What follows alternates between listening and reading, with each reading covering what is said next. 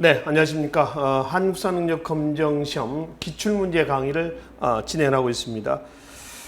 제가 지난 시간에 42회 기출문제 고급이죠. 고급 기출문제까지 살펴봤고요. 이 시간에는 43회 고급 기출문제 1번부터 살펴보기로 하겠습니다. 바로 1번 보시죠. 가시대 생활 모습으로 오른 것은 그렇죠. 가의 시기는 지금 제시된 그 사료에 보면요. 자료는 제주 고산리 이랬습니다. 제주 한경면 고산리 그러면은 신석기 시대 때 가장 오래된 유적지로 기억을 하시라고 그랬죠. 구석 시대 때 그러면 70만 년 전에서 단양 금굴, 신석 시대는요 기원전 1만 년 전에 제주 한경면 고산 유적지에서 나타난 이른 민무늬 톡입니다. 톡에는 신석기 시대 때 가장 먼저 나오죠. 그러니까 우측에 내용은 읽어볼 필요 없어요. 그래서 신석기 시대 때의 생활 모습으로 옳은 것은 이렇게 보시면 되겠죠. 1번 동굴, 막집, 구석기죠. 2번 가락바퀴, 신석기 시대 때의 수공업의 증거입니다. 가락바퀴 말고 말이죠. 신석기 시대 때 수공업의 흔적으로서 볼 수 있는 것이 뼈로 만든 바늘이 있죠. 뼈바늘이 있습니다. 뼈바늘. 지금 바늘하고 똑같아요. 바늘 귀도 있고요. 똑같은 모양입니다. 가락바퀴는 어떤 모양인 줄 아시죠? 가락바퀴에서 바퀴예요, 바퀴. 돌이죠. 구멍을 뚫어놓고요. 지금 현재는 바퀴만 남아있는 겁니다. 가락이라고 하는 건 우리 젓가락 하는 것 똑같아요.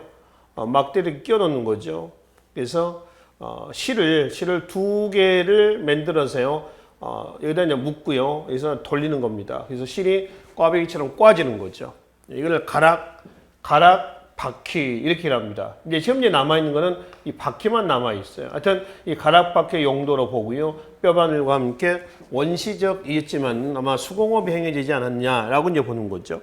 자, 세 번째 명도전, 네 번째 철제 농기구, 전부 철기 시대 때의 문화 내용이죠. 명도전, 오수전, 반양전에서 전부 다 중국의 춘추 전국 시대 때 화폐죠. 그리고 농기구는 돌 아니면은 쇠. 우리 한국사에서요. 돌은 청동기 시대 때까지 농기구는 돌을 씁니다. 반달 돌칼이 나오죠. 그리고 이제 철기 시대 이후에 가면은 철제 농기구가 나온다는 거죠. 자, 5번에 의뢰 도구로 청동 거울과 방울 등을 제작했다. 청동기 시대 때에 해당이 되는 거죠. 그래서 신석기 시대 때 이러면 2번이 여기에 해당이 되겠습니다. 자, 2번 보죠. 다음 자료에 해당하는 나라에 대한 설명을 오는 것은 여러 나라, 연맹국가죠. 여러 나라에 대한 설명인데요. 그 중에 여기서 제시하고 있는 자료는 나라는 부여에 대한 얘기입니다. 그래서 부여라고 우리가 얘기할 수 있는 것이 첫 번째 자료에 보면은 위치가 나와 있죠. 남쪽은 고구려와 동쪽은 음루와 서쪽은 선비와 접해 있고 북쪽에는 약수가 있다. 면적은 사방 2천리며 본래 에의 땅이다 했습니다. 에라는 나라는 어디냐라고 하면은 잠깐 위치 한번 봅시다. 단군조선, 고조선 시대 때 보면은 고조선의 영역이 여기 위치하고 있고요. 그 다음에 고조선이 있었을 때 북쪽에는 어디가 있었냐면 에라는 나라가 있었어요. 기억나시죠? 자, 여기는 이 고조선 밑에는 진이라는 나라가 있어요. 진. 중국은 어디였냐면 한이라는 나라가 있죠. 한. 그래서 위만조선, 단군조선에서 이만조선입니다. 특히 이제 그 위만조선이 예와 한과 진 사이에 위치하고 있으면서 중개무역을 독점을 했었죠. 그 중개무역을 독점하는 과정에서 한나라 무제 침략을 받아서 결국 이제 기원전 108년에 왕검성이 함락되는 이런 과정이었어요. 기억나시죠? 바로 이 애가 있었던 요 자리가 지금 어디냐 그러면 어디다? 지금 철기 문화를 토대했던 어디예요? 부여가 자리 잡고 있다라고 하는 겁니다. 부여에 대한 얘기입니다. 위치상으로 보면 두 번째 사료에 보면은 순장이라는 얘기가 순장, 또 왕의 장례는 옥갑, 옥으로 만든 관입니다. 그래서 완전 화려하게 장례를 치르고 있었죠. 그래서 옥갑을 가지고 장례 지냈다. 순장. 그래서 이런 자료로 봤을 때 부여에 대한 얘기입니다. 그때 부여에 사출도 이런 것도 나오고 있죠. 자, 일본의 읍군, 삼로 등의 군장이 있었던 나라는 어디예요? 옥조와 동해입니다. 옥조 동해는 철기 문화를 토대로 했습니다만은 사실 이게 연맹국가라고 하진 않죠. 청동기 문화를 토대했던 국가를 군장국가라고 그러는데요. 옥저동에도 군장국가라고 합니다. 왕이 있어요, 없어요? 없죠. 왕이 없고요. 지금 나와 있는 읍군, 삼로 등의 군장들이 자기네 부족을 다스려요. 그래서 군장국가라고 얘기를 합니다. 옥저에서는 두 가지만 기억하시라고 그랬죠. 옥저에서는 가족, 공동, 목각하고요. 그 다음에 혼인풍섭에 보면은 가족, 공동, 목각과 함께 혼인풍섭에 보면 민며느리제, 매매혼 제도를 얘기합니다. 동해에서는 시족사의 유풍을 가장 많이 계승했다고 그랬죠. 책화하고 족외혼이 있었습니다. 그리고 제철 행사로서 무천이 있죠. 10월 무천입니다. 지금 함경도, 지금 강원도 쪽에 위치하고 있는 나라가 되겠죠. 둘 다 고구려에 멸망합니다. 자, 2번에 민며느리제 옥저죠. 3번에 12월 용고, 부여의 제철 행사입니다. 12월 수렵 문화와 관련이 됐다고 그랬죠. 자, 4번에 소도, 어디에요? 삼한이죠. 재정 분리의 흔적이고요. 5번은 책화, 통일에 대한 얘기입니다. 그래서 부여에 관련된 얘기는 3번이 여기에 해당이 된다는 거죠. 자, 3번입니다. 자, 가 국가의 문화유산으로 오른 것은 고분벽화의 특별전에서 지금 강서대묘 사신도 셋째 줄입니다. 그다음에 무용총 수렵도 등의 고분벽화 수십 점이 전시된다. 어딘가요? 고구려죠. 그러니까 문제는 고구려 문화유산은 어떤 거냐라고 하는 거죠. 자, 1번은 금관가야의 갑오판이다. 갑오판. 자, 금관가야 그러면은 뭐가 많이 생각나냐면 철이죠. 철. 금관가야. 지금의 김해입니다. 김해. 쇠 금자에 바다 해자 쓴다고 그랬죠. 쇠바다, 물바다, 불바다 할 때 쇠바다입니다. 철이 많이 생산됐습니다. 철제 농기구, 철제 무기가 많이 나와 있고요. 지금 나와 있는 1번 선지의 그림은 바로 이 갑옷, 철 갑옷을 만드는 판이에요. 판, 갑옷판이라고 일합니다. 사람의 몸통과 같은 나무를 만들어 놓고요. 철을 납작에 펴가면서 몸에 맞는 판을 만드는 겁니다. 갑옷을 만드는 거죠. 그 갑옷판이죠. 금강가야입니다. 2번은 발의 석등입니다. 길이가 이제 높이가 6m예요. 굉장히 크죠. 일반적인 석등은 아니고요. 3번은 연가 7년면 금동열의 입상이죠. 연가 7년이라죠. 연가 7년. 이 불상의 뒤에, 광배 뒤에 연가 7년이라고 하는 연호가 새겨져 있어요. 이게 이제 누구 때 연호인지는 확인할 수는 없습니다. 그래서 연가 7년이라고 하는 이름이 새겨져 있어서 붙여진 이름이에요. 연가 7년명 금동열의 입상. 경상남도에서 발견됩니다. 고구려 거예요. 자, 그러면 네 번째는 신라톡이에요. 기마 인물상입니다. 기마. 말을 타고 있는 사람 모습이에요. 톡이요, 톡이. 그릇입니다. 안에 뻥 뚫려 있어요. 5번은 무령왕릉 진묘수입니다. 진묘수. 자, 진묘수는 무덤을 지키는 수호신 정도로 보시면 돼요. 무덤을 지키는 수호신. 중국의 무덤에서 많이 나오거든요.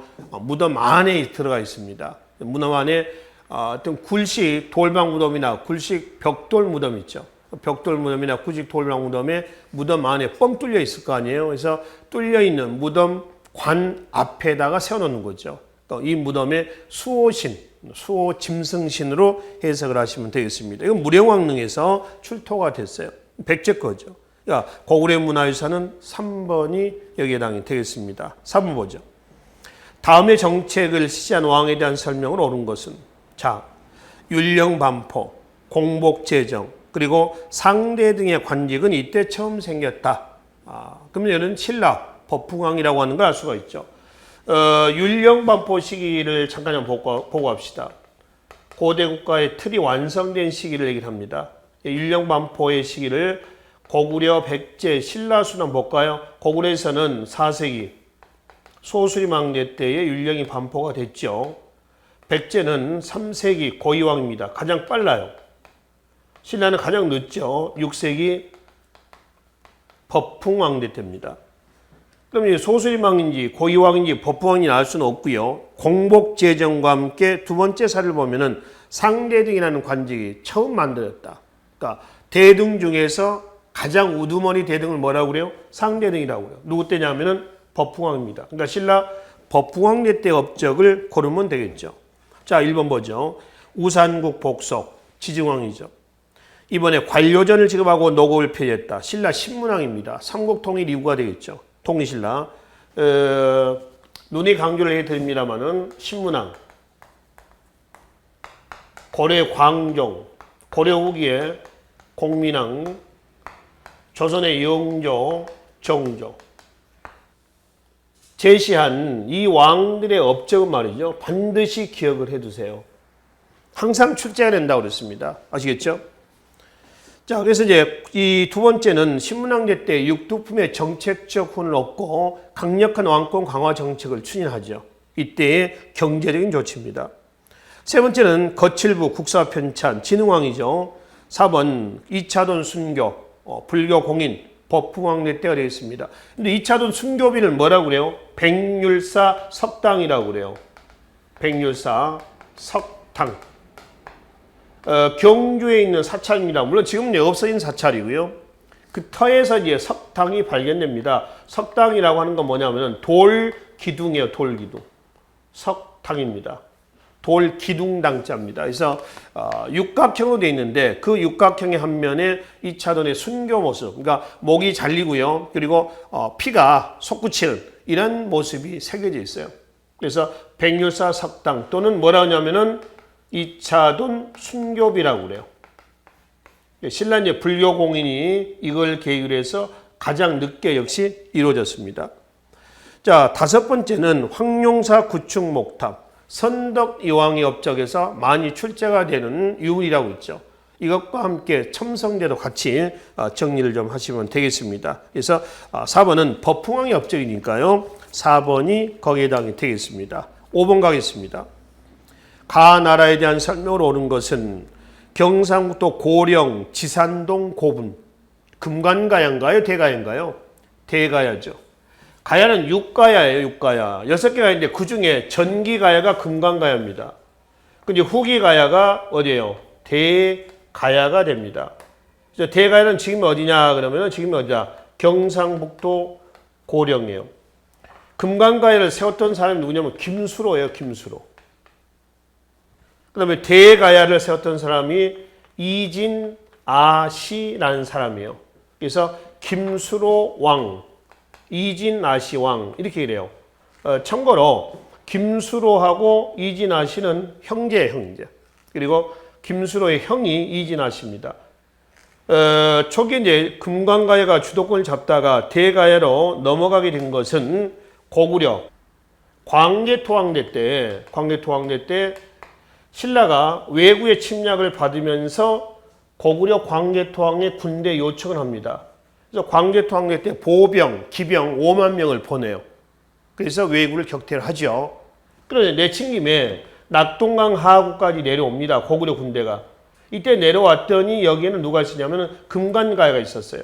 근데 고구려 군대의 남진으로 인해서 금관가야 세력이 위축이 돼요. 위축이 되면서 가야의 중심 세력은 어디로 가냐면은 대가야로 넘어갑니다. 그래서 금관가에서 대가야로 세력이 넘어가게 된 것은 고구려 광개토왕의 낙동강 진출 이렇게 얘기를 한다는 거죠. 이건 뭐 지도상에서 기출 문제로 몇 번 나왔었던 문제이기도 합니다. 자, 문제 5번은 그러면 결국은 어디에 대한 얘기냐면은 대가에 대한 얘기예요. 대가에 대한 설명으로 옳은 것은 그렇죠. 1번 봅시다. 후기가야 연맹을 주도하였다. 맞죠? 대가야입니다. 이번에 중앙군 2군 6위 고려의 중앙군을 2군 6위라고 그래요. 정치적인 성격이고요. 지방군은 5도 양계로 되어 있죠. 지방제도가. 그래서 5도의 군대를 주현군, 양계 군대를 주진군이라고 그랬습니다. 고려죠. 자, 3번은 구주 오소경의 지방행정제도. 이거는 통신라의 지방행정제도예요.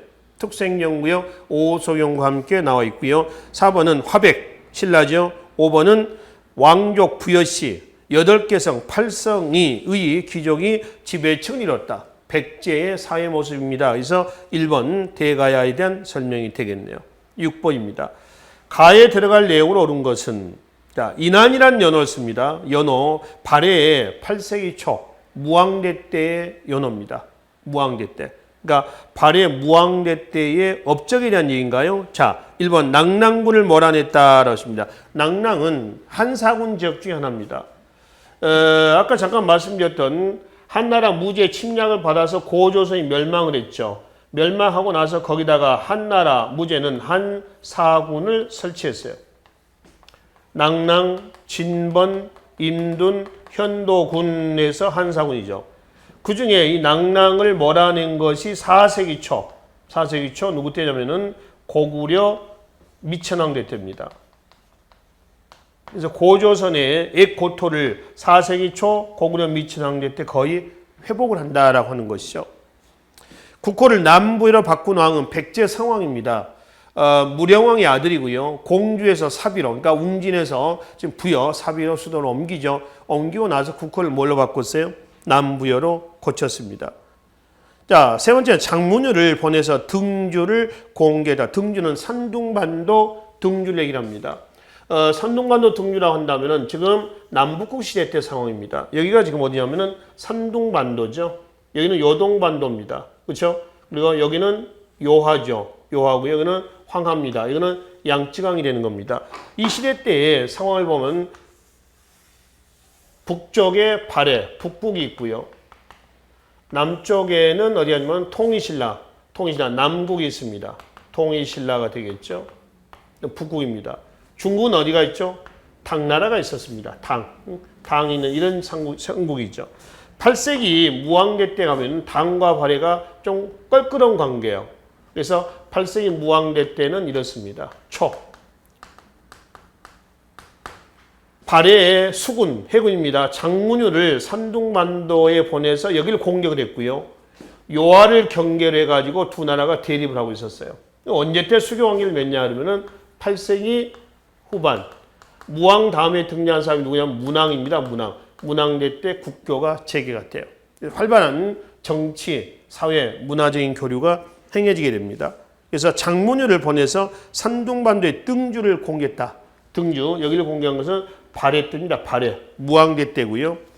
자, 4번은 삼성육부이 중앙관제를 정비하였다. 이거는 고려의 이성육부를 혹시 삼성육부로 오해하시면 안 되고요. 이거는 문왕대 때입니다. 8세기 후반 무왕 다음에 등장했던 문왕대 때의 업적이에요. 발해 중앙제도죠. 정당성, 그 다음에 선조성, 중서성, 문화성에서 상서성이죠. 그래서 삼성, 육부, 중서성 이하의 정당성 이하의 육부가 충, 인, 의, 지혜, 신 이렇게 구성이 되어 있습니다.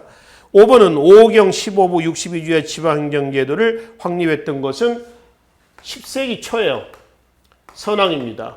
이때 치세를, 이 이후의 치세를 중국 당에서는 뭐라고 부르냐면은 해동 우리나라를 지칭하는 의미예요. 해동 성국이다라고 했습니다. 해동 성국. 그래서 해동 성국은 10세기 초 선왕 이후의 치세예요. 이때 이제 모든 통치제가 완비가 됐던 시기예요. 그래서 3번, 4번, 5번이 다 발해에 대한 얘기인데 지금 제시된 문제는 누구 때의 상황을 묻고 있냐면은 무왕대 때의 상황을 묻고 있습니다. 그래서 3번이 여기에다 된다는 것이죠. 7번 하겠습니다. 다음 상황이 나타난 시기를 연표해서 옳게 고른 것은 흑지상지, 임존산, 임존산성, 임존성 이렇게 하죠. 줄여서. 그래서 이건 백제 부흥운동에 대한 얘기입니다. 신라 삼국통일 과정을 이해를 하시면 됩니다. 자, 나당 동맹이 체결이 돼서 나당 연합군에 의해서 먼저 어디를 치냐 그러면 백제입니다. 백제를 멸망을 시켰죠. 이때가 660년입니다. 그러니까 이제 그 사비성이 함락된 시기라고 이제 보시면 돼요. 개백 장군의 그 전투, 개백이 패배하고 나당 연합군이 패배하고 사비성이 함락되는 그런 상황입니다. 그리고 고구려죠. 고구려가 이제 멸망을 합니다. 이때가 언제냐면은 평양성이 함락된 시기예요. 668년입니다. 그 이후에 각각 백제나 고구려나 부흥운동이 전개가 됩니다. 이 부흥운동이 바로 백제에서는 지금 나와 있는 누구예요? 흑치, 상치. 그 다음에 백제, 부여, 왕자죠. 부여씨라고 그랬습니다. 고구려 멸망 이후에 부흥운동이 또 일어납니다.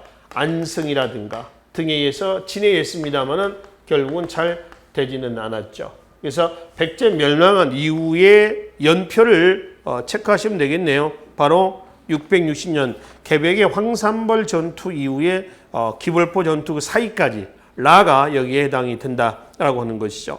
기벌포 전투는 아시죠? 백제 고구려를 멸망한 이후에 당이 한반도 전체를 전부 지배하려고 합니다. 그래서 나당 동맹에서 뭘로? 나당 전쟁으로 급변하게 되는 거죠. 나당 전쟁에서 육지에서는 매소송 전투, 이게 이제 몇 년이냐면 675년입니다. 자, 해전에서는 기벌포 전투입니다. 기벌포는 이제 금강 입구예요. 이게 676년입니다. 문무왕 16년이에요. 그래서 삼국통일전쟁은 이때 나당 전쟁에서 당을 몰아내면서 이때 완성이 되게 됩니다. 이때가 문무왕대 때입니다. 무열왕대 때 시작했던 통일전쟁이 문무왕대 때 완성이 된 거죠. 여기서 라가 되겠죠, 시기적으로. 자, 8번은 가제도에 대한 설명을 얻은 것은 지금 설계도가 골품제도에 불만을 품고요. 혈연본의의 폐쇄적인 골품제도에 불만을 품고 당으로 넘어갑니다. 당으로 넘어가서 당에서 나당 전쟁 때, 당과 고구려 간의 전쟁이죠. 고구려 당 전쟁 때의 싸움터에 나갔다가 죽죠. 이때 그 설계도예요. 육두품 설계도입니다. 그러니까 여기서 이제 가제도는 뭐냐? 신라의 골품제도에 대한 얘기예요. 좀 박스 안에 사료 내용은 이 내용입니다. 자, 1번에 진대법이 실시되는 폐기했다. 진대법. 고구려 2세기 후반의 고국천왕입니다. 진대법은 유독 많이 출제가 됩니다. 2세기 후반 고구려의 고국천왕대 때 사실한 걸 기억을 좀 해두시고요. 이거는 빈민구제책이에요. 골품제도하고는 전혀 무관합니다. 자, 이번은 원성왕이 인재등용제도로 제정하였다. 이거는 신라 하대 원성왕입니다. 그러니까 선덕왕 다음에 두 번째 왕이죠. 하대 원성왕 때. 국립대학을 뭐라고 하죠? 국학이라고 하죠. 국학 안에, 국립대학 안에다가 독서 선풍과를 설치해요. 상, 중, 하품으로 나눠서 이만큼 읽고 해독하면은 인재로 뽑아주겠다라고 하는 겁니다. 근데 골품제도라고 하는 벽에 부닥쳐서 이 독서 선풍과는 유야무야 돼버려요. 잘 안 됩니다. 자, 3번은 후주 출신 쌍계 건의로 실시했다. 고려 광종대 때 과거제도죠. 광종의 개혁 정치의 핵심 참모 역할을 했었던 사람이에요. 쌍기죠. 자, 4번은 권문 세력에 대한 견제를 목적으로 시행했다. 이건 공민왕 개혁 정치를 얘기합니다. 아까 잠깐 말씀드렸던 공민왕의 개혁 정치는 아주 모조리 몽땅 다 싸그리 정리하시라고 했습니다. 5번. 집과 술의 크기 등 일상생활까지 규제했다. 골품제도죠. 그래서 5번이 여기에 해당이 되겠네요. 9번 가겠습니다. 다음 글을 작성한 인물이 활동한 시기에 사실로 오는 것은, 자, 자료는 12살에 중국에 유학을 가서 그것은 이제 17살 정도의 과거 빈곤과에 급제해서 거기서 하급 관리 생활을 하다가 9세기 말 진성여왕대 때 귀국해서 신라 하대 모순을 수습할 수 있는 개혁 방안, 이른바 시무 10여조를 올렸다 하나 받아들이지 않자 합천 인사로 가서 생을 마감했던 누구죠? 고은 최치원에 대한 얘기입니다. 최치원이 활동했던 시기는 언제예요? 신라 하대입니다. 문제는 신라 하대 사실로서 옳은 것은 이런 얘기죠. 1번에 김흠돌이 반란을 도모했다. 5번 김춘추가 진골 출신 최초로 왕이 올랐다. 이거 신라 중대 때입니다. 신라사를 우리가 상중하대로 나누잖아요. 이거는 왕의 혈통을 가지고 상대, 그 다음에 상대, 그 다음에 중대, 하대 이렇게 나옵니다. 상대는 성골 왕이 시대예요. 중대하고 하대는 진골 왕이 시대인데 중대는 무열왕의 직계 자손이야. 그래서 무열계라고 그래. 여기는 무열계 왕위가 끝나고요. 하대 선덕 왕부터 해가지고 하대로 갔는데 선덕 왕은 내물왕의 후손입니다. 그래서 내물계 안에서 왕위 계승이 빈번하게 나왔던 시기예요. 똑같은 진골인데 중대는 무열왕의 자손, 하대는 내물왕의 자손들끼리 왕위 쟁탈련이 있었던 시기다라고 얘기를 하는 것이죠. 그래서 상중하대인데 지금 최천이 활동했던 시기는 하대, 특히 그중에 진성여왕을 중심으로 했던 그 전후 시기거든요. 근데 1번과 5번은 지금 5번 먼저 봅시다. 김춘추. 예, 무열왕 아닙니까? 자, 무열왕부터 무열왕 삼국통일전쟁이 시작이 되고요. 그 다음에 삼국통일전쟁이 완성됐던 문무왕입니다. 그 다음에 신문왕 이렇게 나가는 거죠. 그리고 이제 마지막 해공왕까지 진행이 될 겁니다. 그 다음에 선덕왕부터 시작을 해서 마지막 56대 왕이 누구냐면은 경순왕이에요. 경순왕입니다. 그리고 상대는 일대 박혁거세죠. 박혁거세부터 해가지고 진덕여왕까지 28대 진덕여왕까지 29대 무열왕부터 30대 해공왕 37대 선덕왕에서 56대 경순왕까지 됩니다. 그래서 하대가 시기는 156년 정도. 왕이 몇 명인가요? 20명의 왕이 교체가 됐던 아주 빈번한 이런 혼란기를 얘기하고 있습니다. 근데 이제 5번 문장 김춘추 무열왕 아닙니까? 중대예요. 김흠돌의 반란을 김흠돌이 반란을 도모했다. 김흠돌은 문무왕 이후에 신문왕 나오죠. 왕의 업적을 기억하시라는 신문왕 즉위하던 해에 김흠돌의 반란이 일어납니다. 왕이 찬탈리안 제재하죠. 진압합니다. 그리고 강력한 왕권 강화 정책을 추진하게 되는 거죠. 다 중대예요. 최승로 2번 최승로 시무 18절 올린 것은 고려 성종대 때고요. 3번 원광 세소고개를 제시한 것은 진평왕대 때입니다. 그러니까 진흥왕대 때 보면은 진흥왕대 때 화랑도가 국가적인 조직으로 정비가 되죠. 그 다음에 누가 나오나요? 진지왕이 나옵니다. 진지왕은 화백회의에서 왕이 올랐다가 화백회의에서 쫓겨납니다. 그리고 진평왕이 왕이 오르죠. 지금 여기 진평왕입니다. 화랑도 공인 이후에 화랑도의 세소고개가 만들어지고요. 그 다음에 선덕여왕이 나오죠. 그리고 진덕여왕이 나옵니다. 여기에서 신라 성골왕위가 끝나요. 그리고 진덕여왕 다음에 김춘추가 진골로 최초로 왕위에 오르게 되는 겁니다. 화백회의의 추대로 만장일치로. 자, 3번 원종과 애노가 사벌주 상주입니다. 경상북도 사벌주에서 봉기하였다. 이게 누구 때냐면은 지금 아까 최천이 활동했다는 시기에 누구요? 진성여왕 때요. 신라 하대예요. 하대 이 모수입니다. 신라 하대 골품제도와 수치체제 모순이 있었던 시기라고 보시면 되겠죠. 4번이 신라 하대 사실에 해당이 되겠습니다. 10번입니다. 가에 들어갈 문화유산으로 오른 것은 자 국보 112호 쌍탑중 동탑이다 그랬습니다. 이거 뭐냐면은 밑에 설명 그대로 한번 읽어보시고요. 바로 마지막 줄. 이 탑이 있는 저는 삼국을 통일한 문무왕의 유업을 이 문무왕입니다.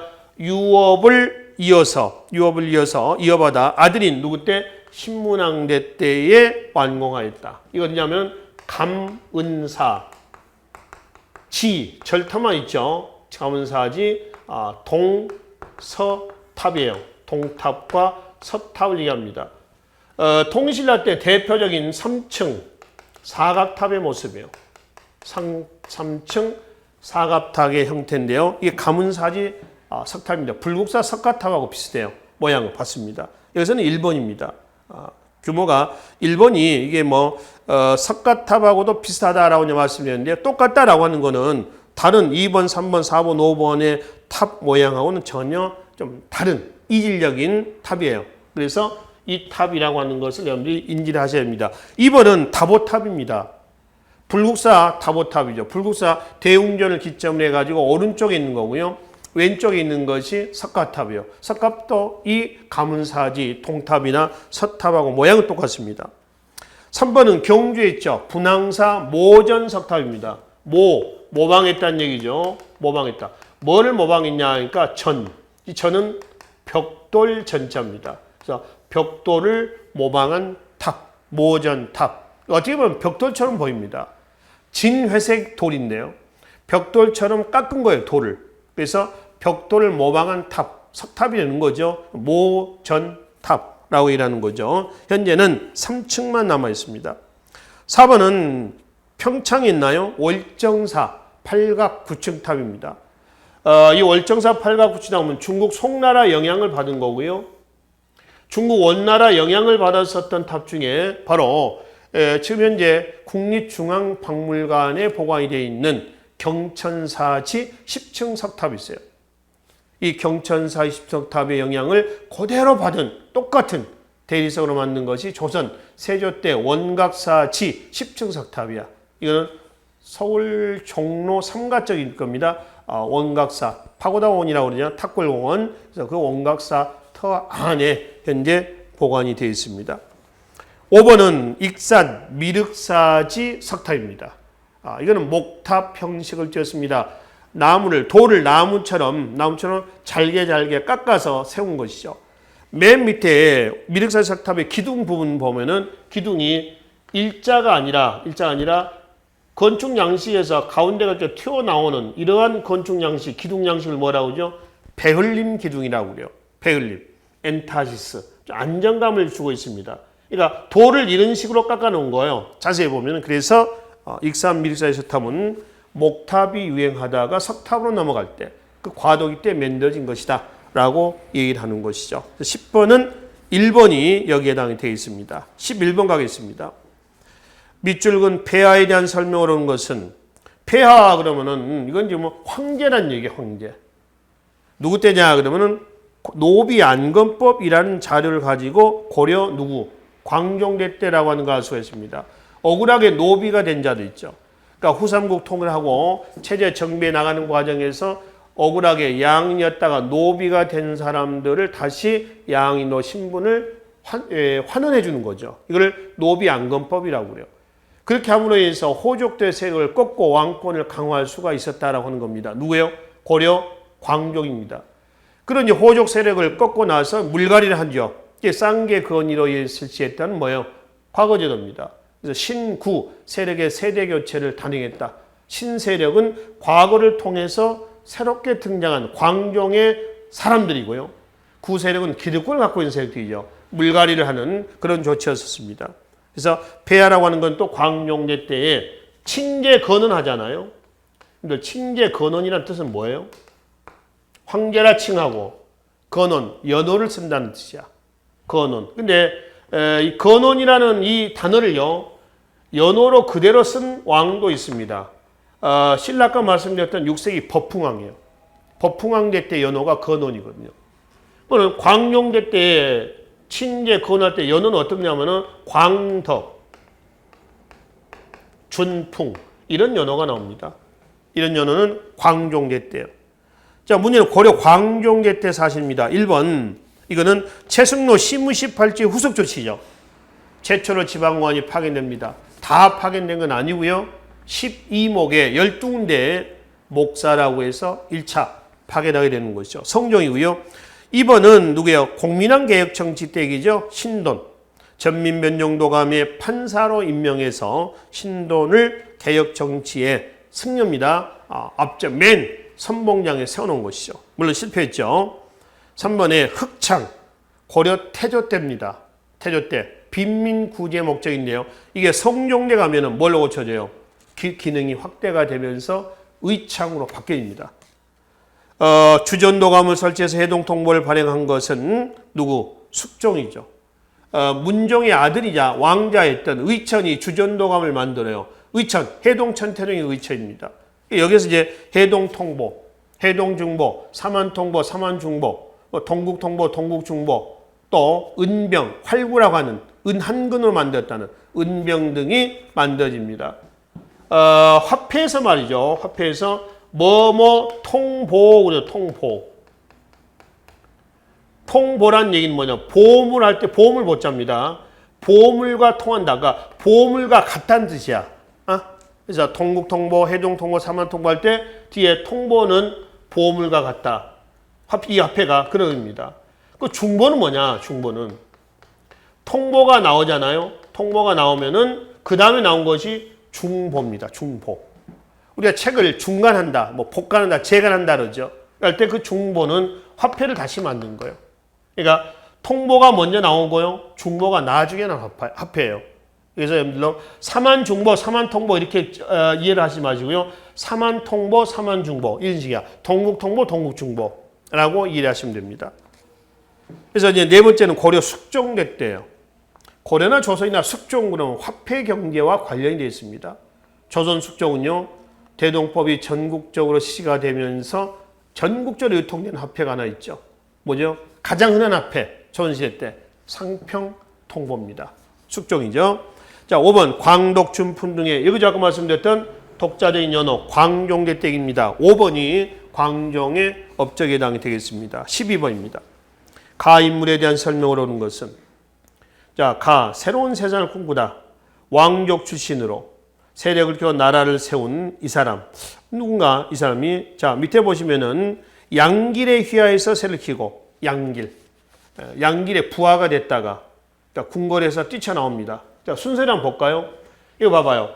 신라 하대 156년 동안에 20명이 왕이 교체가 되는 빈번한 혼란기 때에 왕자로서 서자가 됩니다마는 누가 궁예가 궁궐 밖으로 뛰쳐나와가지고 누구의 양길의 부하로 들어가서 양길의 딸과 혼인을 해.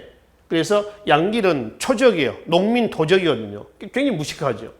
그래서 이제 양길의 그 무식함과 그리고 힘, 궁예가 이제 활용을 하는 거죠. 쉽게 하면. 그래서 양길을 내몰고 양길이 차지하고 있던 경기도 동북부 쪽을 다 차지합니다.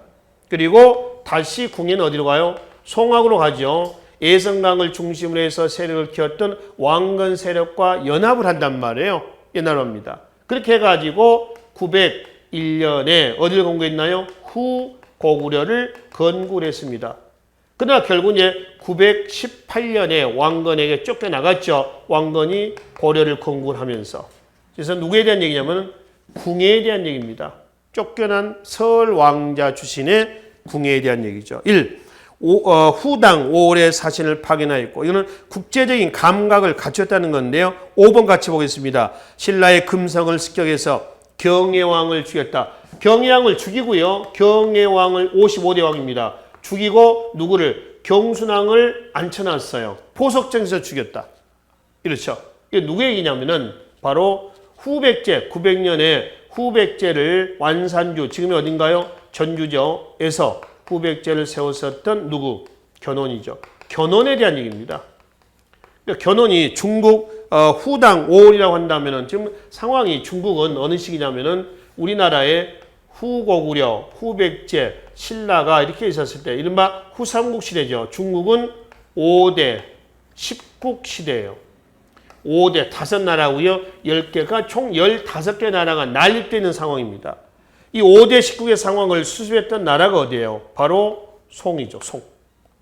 후삼국을 통합했던 나라가 어디예요? 바로 우리나라 어딘가요? 고려죠. 그러니까 우리나라 고려시대 중국은 어디예요? 송입니다. 고려 대정책은 뭐야? 친송, 북진이었죠. 그 중에 이제 미안합니다. 그 중에 견훤, 후백제를 세웠다는 견훤이 10국 중에 지금 일본에 나와 있는 후당, 5월, 여기에 사신을 파견해요. 그래서 나름 국제적인 감각을 갖췄다라고 하는 것이죠. 근데 결국 견훤도 아들, 누구죠? 신검에게 쫓겨나갔다가 김제 금산사로 갇혀버리죠. 신검은 나중에 고려 왕건에게 936년 경상도 선산 1, 2천 전투에서 고려에 병합이 됩니다. 무력으로 병합이 됐죠. 신라 56대 경순왕은 935년에 항복을 했습니다. 그래서 후삼국 통합 과정은요. 신라는 흡수 통합이고요. 후고구려는 무력에 의한 통합. 이렇게 이제 보시면 되겠죠. 자, 1번과 그래서 5번은 지금 견훤에 대한 얘기예요. 2번 광평성 등 각종 정치기구를 마련했다. 후고구려의 중앙관제에서 광평성은 고려의 도병마사, 조선의 의정부 정도로 보시면 됩니다. 의결기구예요. 그래서 후고구려 궁예시대 때의 의결기구입니다. 광평성. 3번 청해진을 설치해서 해상무역을 전개했다. 이건 신라 하대죠. 장보고, 그죠? 흥덕왕대 때입니다. 9세기 때죠. 자, 네 번째 1, 2천 전투에서 신검의 군대를 격파했다. 왕건에 대한 얘기입니다. 아까 지금 말씀드렸죠? 936년 경상도 선산 1, 2천 전투에 해당 1, 2천 전투. 그래서 고려가 마지막 후삼국을 통합하는 과정입니다. 이건 왕건에 대한 얘기야. 그러니까 1번, 5번은 견훤, 3번은 장보고, 4번은 왕건. 여기는 2번이 후고구려의 궁예에 대한 설명이 되겠습니다. 자, 자, 13번으로 넘어가겠습니다. 다음 상황 이후에 전개된 사실로 오는 것은, 자, 이 사실은 지금 뭐 윤관 나와 있고요.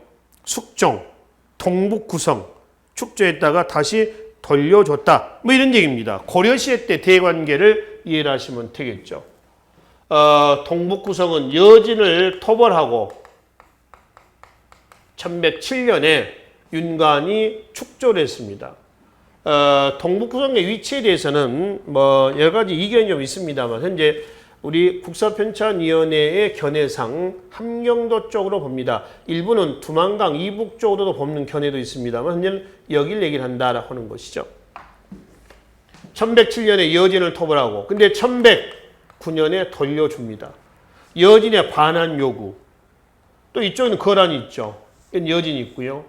수비 문제가 있고요. 또 윤관이 동북 구성을 축조하고 돌아오니까 문벌 귀족 간의 어떤 시기심으로 인해서 자꾸 윤관을 견제합니다. 문벌 귀족 사이의 윤관은 파평윤씨입니다. 다른 게 가문돼서 견제를 한단 말이에요. 그래서 결국은 1109년에 돌려줘요. 자, 그러니까 밑에 둘째 줄 보면은 끝내 구성을 여진에게 돌려주었으며 그랬잖아요. 그러니까 시기적으로는 1109년 이후 사실을 묻는 겁니다. 1. 강감찬 귀주대첩 1019년입니다. 고려 대관계를 보면 자, 거란족이 세운 나라를 요라고 그래요. 이 거란은 10세기에서 11세기 때까지 관계를 맺고 있습니다. 1차 침략이 993년 이때 서희의 강동 육주가 확보가 됐던 시기고요. 2차는 양규의 기주대첩이 있었던 시기입니다. 1010년 이거는 현종대 때죠. 3차는 1018년 이건 현종 9년입니다. 그리고 1019년에 강감찬 귀주대첩이 나온 시기입니다. 서희, 양규, 강감찬 의 활동이 있었던 시기예요.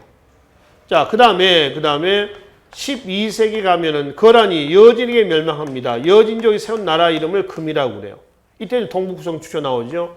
자, 4세기 때는 몽골과의 관계입니다. 몽골이 세운 나라 이름은 뭐라죠? 원이라고 그럽니다. 14세기 후반 이후는 홍건적과 그 다음에 어디예요?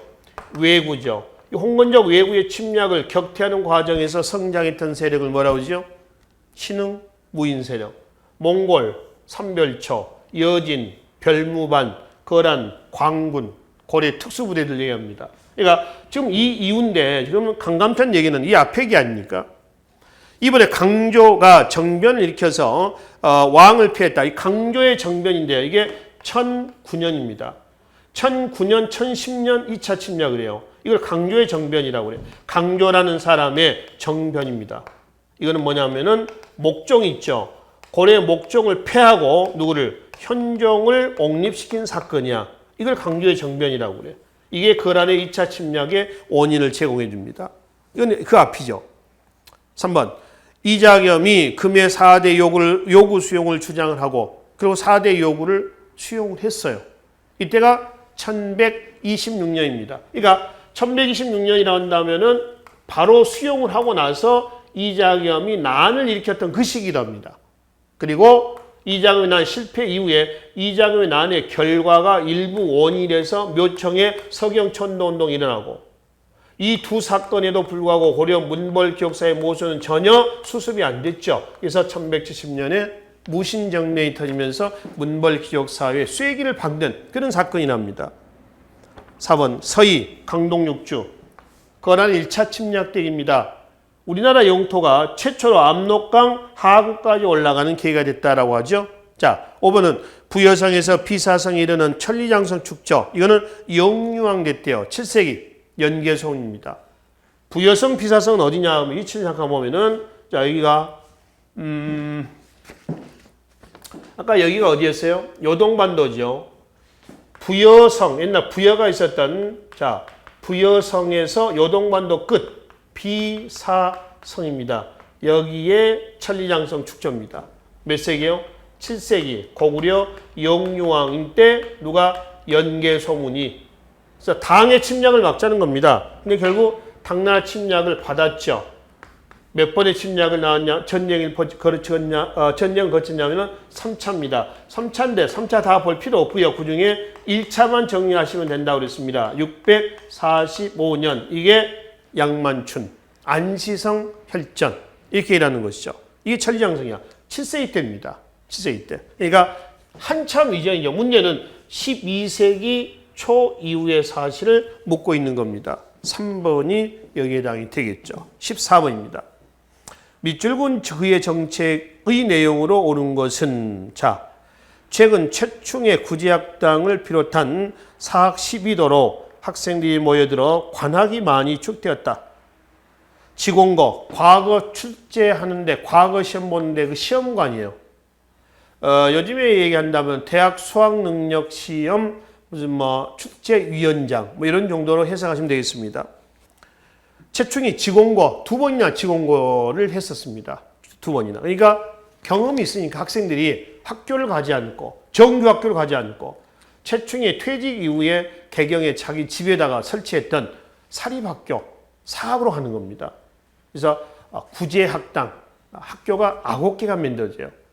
그가 죽은 다음에 이 9개 학당은요. 구제학당은 그의 시호를 따서 최충의 시호가 문헌공입니다. 문헌. 그래서 문헌공도다라고 하는 거죠. 도는 무리도자입니다. 화랑도 할 때 그 도자예요. 화랑의 무리, 그다음에 문헌공의 무리, 최충의 무리. 그러니까 최충은 굉장히 많은 제자들 양산하는 거죠. 그래서 우리는 최충을 해동 공자다. 해동의 우리나라의 공자다. 중국의 공자하고 같은 그렇게 많은 제자를 양산했다라고 하는 겁니다. 참고로 중국의 춘추 시대 때 공자가 살았던 시대 때 공자의 제자가 뭐 다 세워지는 않았겠지만은 3,000명 정도가 된다고 합니다. 그만큼 3,000명은 딱히 숫자적인 개념은 아니고요. 굉장히 많았다. 뭐 이렇게 이제 보시면 됩니다. 그럴 정도로 최충이 그런 많은 후학들을 양산하였다라고 하는 것이죠. 그러면 이제 관학이 위축이 될 거예요. 그래서 이제 우측의 자료는 관학 진흥을 위한 정책을 마련한다고 드러내거든요.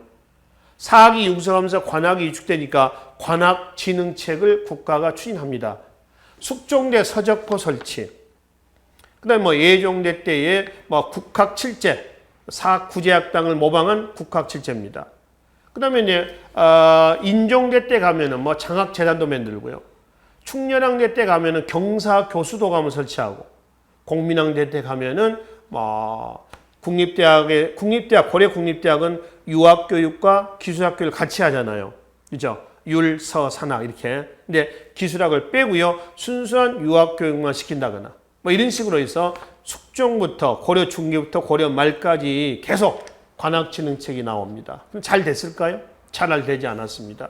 그래서 고려 문벌 기록사의 한 모습이다라고 하는 겁니다. 문제는 14번은 고려 관학진흥책을 고르라라는 얘기입니다. 자, 1번 독서 삼품과 앞에 나왔었죠. 중복되고 있지 않습니까? 신라하대 원성왕대 때 얘기했습니다. 아까 원성 나왔었죠. 선덕왕 다음에 나온 왕이 원성왕이었습니다. 초계문신제 조선 후기 정조 때입니다. 초계문신은 과거 급제자 중 37세 이상의 사람들을 따로 모아서 40살까지 교육을 시켜서 40살이 되면 현업에 복귀시켜요. 그러니까 왕의 의중을 잘 알게 되는 거죠. 왕권강화체입니다. 정조 때. 수도에 사부학당을 두었다. 조선 건국 이후에 체제 정비하는 과정에서 태종대 때입니다. 태종대 때 이방원대요. 조선 사부학당. 중앙의 중등교육기관이죠. 뭐 중앙에 사부학당이 있었다라고 한다면은 지방에는 뭐가 있냐? 향교가 있었습니다. 전문 강좌인 칠제를 두었다. 예종대 때입니다. 국학 칠제요. 이거는 최충의 구제학당을 모방한 겁니다. 1제에서 6제까지는 유학제라고 해서 유학교육을 담당을 합니다. 마지막 7제는 무학제 또는 강예제라고 해서요. 무술교육을 담당한다라고 하는 겁니다. 그래서 국학 7제를 설치하고 장학재단에 따른 양현고도 설치합니다. 양현고. 예종대 때죠. 관학진흥청입니다. 5번의 경당은 고구려 장수왕대 때 평양천도 이후에 설치했던 평민자재 교육기관이에요. 이게 장수한대 때 만들었다라고 하진 않고요. 장수왕 평양천도 이후라고 얘기를 합니다. 그게 정확한 표현이요. 딱히 장수왕이다라고 하는 것은 아니란 얘기입니다. 그래서 여기서는 일단 고려 관악진흥책이니까요. 4번이 여기에 해당이 되겠습니다. 15번. 다음 자료에 나타난 시기의 경제 상황으로 옳은 것은 자, 팔관회가 나와 있습니다. 이 팔관회 나오고요. 팔관회 행사에 대한 설명이 나와 있어요. 근데 팔관회는 고려도 있지만은 신라 때도 팔관회가 있었어요. 삼국시대 때. 그럼 이게 신라 때냐 아니면은 고려시대 때냐라고 하는 거거든요. 자, 밑에서 셋째 줄. 송나라 상인과 탐나국도 특산물을 바쳤으므로 자리를 내주어 음악을 관람하게 하였는데 이후에는 일반적인 것이 되었다. 송나라라고 했습니다. 아까 말씀드렸죠. 여기 이 송입니다. 중국. 그러면 여기 지금 어디란 얘기예요? 고려시대란 얘기입니다. 그러니까 문제는 고려의 경제 상황으로 오른 것은 이런 얘기가 되는 거죠. 1번 부경. 고구려의 여러 나라 연맹국가 고구려의 귀족 창고입니다. 약탈 경제 상징물이고요. 이번에 경시선은 고려시대 때의 상행위를 감독하는 관청이에요. 이건 이제 조선시대 때까지 갑니다. 조선 세조 때의 평시서로 명칭이 바뀌어져요. 3번은 조선 후기 때 구황작물이죠. 감자, 청나라에서 헌종대, 고구마, 영조 때에 일본에서 들어옵니다. 조엄이라는 사람이 일본에 통신사로 갔다가 오면서 가지고 온 거예요. 네 번째, 농가집성 신속이라는 사람이 쓴 농서입니다. 조선 후기 효종대 때의 농서고요. 조선 전기 때 농서를 집대서 내는 거예요. 현재 연존하고 있는 가장 오래된 농서, 농사직설이라든가 금양잡록이라든가 성종대 때 금양 시흥지방입니다. 그 다음에 세조 때의 사시찬요 이 세 권을 합쳐놓은 거예요. 이게 농가집성입니다. 5번 국경지대에서 개시무역과 후시무역이 이루어졌다. 개시무역은 국가 간의 무역, 공무역이고요. 후시무역은 사무역이야. 요즘에 밀수거든요. 조선 후기 때 대무역이 활발하게 진행이 되면서 이러한 개시무역과 후시무역이 나오게 되는 것이죠. 다 조선 후기 모습입니다. 그래서 고려시대 때 경제로 본다면은 2번이 여기에 해당이 되겠죠. 16번 보겠습니다. 가에 들어갈 내용으로 옳은 것은 자 불일 보조국사라는 시호를 받은 인물에 대해 알아보자.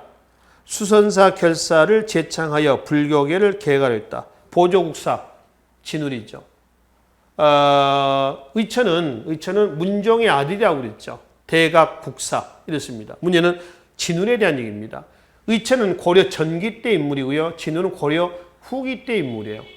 그래서 이 수선사 결사라고 하는 것은 불교계 폐단을 시정하기 위한 불교계 정화운동 단체입니다. 그 정화운동을 위한 모임이에요. 회합입니다. 수선결사 또는 수선사 결사라고 얘기를 하죠. 자, 그래서 진울에 대한 얘기가 1번은 무예가 이거는 원효죠. 불교 대중화에 기했다는 2번 화엄 일승 법궤도 화엄 사상을 집대성한 누구? 의상입니다. 통일신라 때죠. 3번은 해동천태종을 개창했다. 의천이죠. 그 다음에 네 번째 왕오천 축국전의 기획문을 남긴 승려는 통일신라의 해초고요. 5번 도노점수를 주장하며 수행 방법으로 정해상수를 내세웠다. 진울의 조계종의 교리예요. 조계종. 자, 의천의 천태종, 해동 천태종이라도 관계없습니다. 그 다음에 진울의 조계종 그렇죠. 의천입니다. 고려 전기 때고요. 이건 고려 후기 때의 진울이에요. 천태종은 교종 중심의 선종의 교단을 통합한 거고요. 조계종은 선종을 중심으로 하는 교종의 교리의 통합이에요. 이거 중심의 이거의 교단의 통합이고 이거는 이거 중심의 이거의 교리의 통합이다. 아시겠죠? 뭐가 더 완벽한 통합인가요? 이겁니다. 그러니까 교단 통합이라고 하는 건 뭐냐면은 이것과 이거를 이렇게 붙여놓은 거야, 이렇게. 근데 교리의 통합은 완전히 믹서를 해놓은 겁니다. 완전히 섞어놓은 거죠. 완벽한 통합이에요. 천태종의 교리가 뭐냐면은, 교리가 교관, 겸수, 그리고 지관, 이렇습니다. 지관. 조계종의 교리는 뭐냐면은, 정, 해, 쌍, 수, 도노, 점수. 교관, 겸수, 직관, 정해, 쌍수, 도노, 점수. 자, 여러분들 이 뜻은 몰라도요. 이런 단어가 나오면은 이거는 천태종, 이거는 조계종 이렇게는 기억을 하셔야 돼요. 구분하셔야 된다는 얘기예요. 얘기가 나왔으니까 의미를 한번 보죠. 이론과 실천을 겸수 같이 수행한다. 직관은 마음을 비운다는 뜻이에요. 정해쌍수도 교관 겸수하고 글자는 다르지만 의미는 같아요. 이론과 실천을 쌍수 같이 겸한다. 겸해 수행한다. 도노점수는 깨달을 오자입니다. 깨닫는다. 도는 순간, 찰나. 딱 하는 거 찰나라고 하잖아요. 그 찰나, 순간 깨닫고 깨달았다고 해서 끝나는 건 아니고 점수, 계속 수행해야 한다. 그러면은 뭐가 된다? 인, 즉, 불 모두 다 성불할 수 있다. 부처가 될 수 있다. 이런 얘기입니다. 그래서 이러한 단어가 나오면은 이 천태종, 조계종 구분을 좀 하시라는 거예요. 이건 이제 5번 진울에 대한 얘기니까 조계종 5번이 여기에 해당이 되겠습니다. 17번입니다. 다음 자료에 나타난 시기의 사회 모습으로 오는 것은 지금 검영구 시종인 이는 몽골 언어요. 첨의부 원간섭기 때에 이성육부가 고려해 이성은 중서문화성, 상서성이죠. 이게 일부, 즉 첨의부로 바뀌죠. 또 제국대장 공주가 나와 있습니다. 제국대장 공주는 우리가 얘기하는 노국공주예요. 즉 공민왕의 부인 노국공주가 됩니다. 원간섭기입니다. 1번 서얼이 서얼들 서자와 얼자들입니다. 통청운동. 그리고 우리도 청요직에 고관직에 주요 관직에 관직 좀 달라라고 하는 관직 요청 운동을 통청 운동이라고 그래요. 조선 후기 정조, 영조, 정조 때 나오죠. 그다음에 이번에 웅천주 도독 김원창이 반란을 일으켰다. 이거는 헌덕왕대 때입니다. 신라 하대요. 822년입니다. 822년. 김원창의 반란이죠. 아버지 김주원이가 왕에서 밀려나갑니다. 거기에 따른 반발을 하고 있는 것이죠. 그 다음에 이제 만적의 봉기가 나왔고 3번. 그 다음에 5번에 망이 망수의 봉기는 고려 무신정권 때 특히 만적의 봉기는 단순히 신분해방이 아니라 정권 탈취의 목적도 있습니다. 4번 변발과 호복이 지배층을 중심으로 이용했다. 변발, 호복, 몽골식 의복, 풍습이죠. 원간섭기입니다. 4번이 여기에 해당이 되겠죠. 18번입니다. 밑줄근 이 책에 대한 설명을 하는 것은 승려 일연이 편찬했다.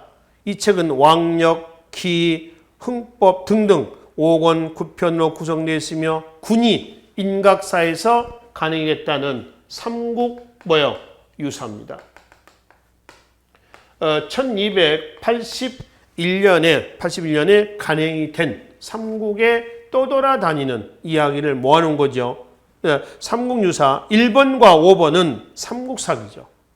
참고로 삼국유사는 역사 편찬 방법에 기전체, 편년체, 기사본말체, 강목체가 있죠. 그중에 삼국유사는 기사본말체, 단락식으로 해가지고 써놓은 책입니다. 5번 역시 삼국사기죠. 삼국사기는 묘청의 서경촌노운동을 진압한 김무식이 1145년에 편찬했습니다. 2번은 18세기 실학시대 때 실학자 유득공의 발해고에 나온 얘기입니다. 신라와 통일신라를 남북국 시대라고 표기했었죠. 3번은 조선왕조실록이죠. 왕조실록입니다. 4번 단군 왕검의 건국 이야기가 기록됐다. 단군 신화가 수록된 최초의 책이에요. 같은 시기 때 이승희의 제왕운기에도 단군 신화가 들어가 있긴 합니다만은 여기서는 삼국유사에 관련된 4번이 여기에 해당이 되겠습니다. 19번으로 하겠습니다. 다음 자료에 해당하는 정치기구는 뭐냐? 백관을 규찰하고 풍속을 바로잡고 이거는 감찰기구입니다. 고려시대 때 같으면 어사대, 조선은 사헌부에 대한 얘기죠. 사헌부입니다. 그러면은 이 기구에 대한 설명을 하는 것은 1번 수도의 치안과 행정을 주관하는 것은 한성부입니다. 한성부. 조선시대 때 참고로 행정기관과 사법기관의 구분은 있다 없다? 없습니다. 2번은 고려의 3사와 같은 역할을 했다. 고려 3사는 재정기구예요. 화폐, 곡식, 출납, 회계기구입니다. 이거는 조선의 3사가 아니네요. 조선 3자는 사헌부, 사가는 홍문관에 대한 얘기를 하고 있습니다.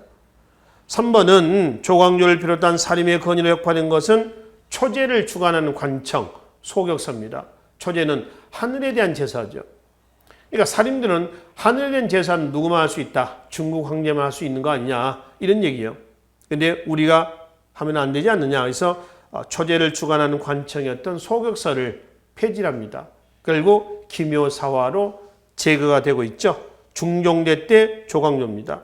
4번은 비변사에 대한 설명이죠. 5번 오품 이하의 관리의 임명 과정에서 서경권을 행사하였다 그랬습니다. 보겠습니다. 서경, 관리 임명할 때 동의권 행사하는 겁니다. 간쟁, 봉박.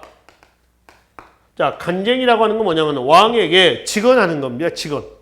바로 왜 이렇게 합니까? 라고 직언하고요. 봉박은 부당한 시책에 거부권 행사하는 것을 봉박이라고 그래요. 이거는 어디서 하냐면은 사헌부와 그 다음에 사간원에서 한다. 양사에서 같이 합니다. 이걸 우리는 대성 또는 대간제도라고 얘기를 하는 것이죠. 5번이 사헌부에 대한 이 기능에 대한 설명이 되겠습니다. 자, 20번 봅니다. 밑줄근 이 왕의 제위기간에 있었던 사실을 옳은 것은 자, 이 서사시 훈민정으로 편찬 해동의 여선용이 나시어서 용비어천가요. 누군가요? 세종이죠. 세종대 때의 1번 훈련 교보민 무예 도보 통지 정조 때입니다. 말씀을 계속 드립니다만 여기 나와 있는 왕들의 업적은 반드시 기억을 하세요. 정조 때 벌써 초계 문신제 또는 영조 정조 때의 서울 통청운동 또 지금 나오는 무예 도보 통지 계속 출제가 되고 있습니다. 이번에 동의보감 광해군대 허준이죠. 유네스코 세계 기록문화유산입니다. 3번은 영조 때 정상기 백리척 축적법에서 그린 지도, 동국지도. 4번에 현재 현존하고 있는 가장 오래된 농서, 세종대 때의 농사직설. 5번 동국여지승남, 중종대 때의 동국여지승남이죠. 지리지입니다. 그래서 세종대 때 업적이니까 몇 번? 4번이 여기에 해당이 되겠습니다. 자, 그래서 일단 43회 고급 기출문제는요. 20번까지 마무리하고요. 21번 이후는 좀 쉬었다가 바로 이어서 정리하도록 하겠습니다. 수고하셨습니다.